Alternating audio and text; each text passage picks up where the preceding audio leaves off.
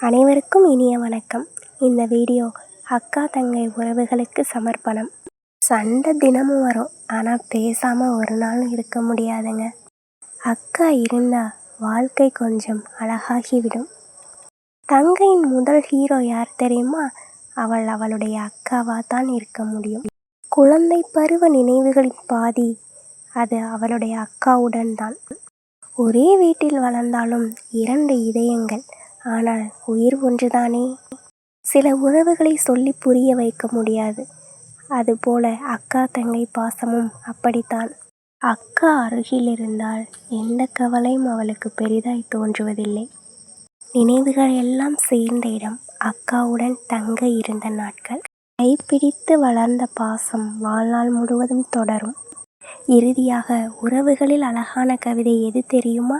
அக்கா தங்கை பாசம் என்று கூறி விடை பெறுகிறேன்.